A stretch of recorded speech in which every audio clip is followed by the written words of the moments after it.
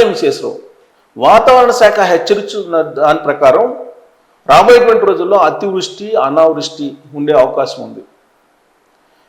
కరువు తాండవించేటువంటి ప్రమాదం కూడా ఉంది అని చెప్పి వాతావరణ శాఖ హెచ్చరిస్తూ ఉంది. సూపర్ ఎల్నినో ప్రభావం ఉంటుంది మాన్సూన్స్ మీద అనేటువంటిది వాతావరణ శాఖ చెప్తుంది. ఎల్నినో ఎప్పుడు వచ్చినా కానీ వర్షాలు తక్కువ ఉండే అవకాశం ఉంది. ఇది సూపర్ ఎల్నినో అంటున్నారు. ఈ సూపర్ ఎల్నినో ఇప్పుడు నైరుతి ఋతుపవనాల మీద ప్రభావం చూపిస్తాయి.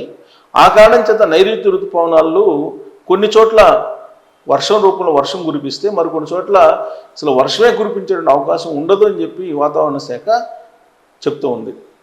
పైగా పశ్చిమాసియాలో జరుగుతున్నటువంటి యుద్ధం, ఆ కారణంగా వాతావరణం అంతా మారిపోవటం, గ్లోబల్ వార్మింగ్ దిశగా వెళ్ళడం, ఇవన్నీ కూడా ప్రకృతికి ప్రతికూలమైనటువంటి అంశాలు. కాబట్టి వర్షాలు సకాలంలో పడే అవకాశం లేదు. ఒకవేళ పడినప్పటికీ కూడా సగటు వర్షపాతం కొన్ని చోట్ల ఎక్కువ ఉంటుంది, మరికొన్ని చోట్ల అసలు ఉండదు అనేది చెప్తూ ఉన్నారు. ప్రత్యేకించి సౌత్ ఇండియాకైతే కొంత సానుకూలంగా చెప్తుంది వాతావరణ శాఖ. సౌత్ ఇండియాలో నైరుతి ఋతుపవనాల కారణంగా సగటు వర్షపాతం కంటే ఎక్కువగా పడే అవకాశం ఉంది అనేటువంటిది సంకేతాలు ఇస్తూ ఉంది. ఇక్కడ పసిఫిక్ మహాసముద్రం జలాలు విపరీతంగా హీట్ ఎక్కినాయి అంట. ఈ హీట్ ఎక్కడం కారణంగా జూన్ లేదా జూలైలో ఇది సూపర్ ఎల్నినో ఏర్పడుతుందని అంటున్నారు. ఒకవేళ అదే కనుక ఏర్పడితే నైరుతి ఋతుపవనాల మీద ఎక్కువ ప్రభావం ఉండే అవకాశం ఉందని అంటున్నారు. బట్ పసిఫిక్ మహాసముద్రంలో ఇది ఉంటుంది కాబట్టి తమిళనాడు, ఆంధ్రప్రదేశ్ తీర ప్రాంతాలకి అతివృష్టి ఉండే అవకాశం ఉంది, ఛాన్స్ ఉందని చెప్పి నిపుణులు చెప్తున్నారు.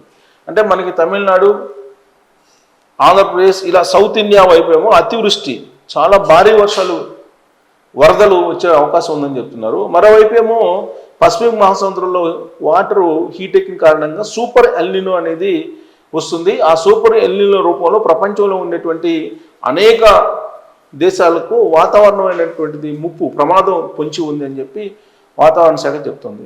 సో ఓవరాల్గా చూస్తే వాతావరణం అనేది సమతుల్యత లేదు.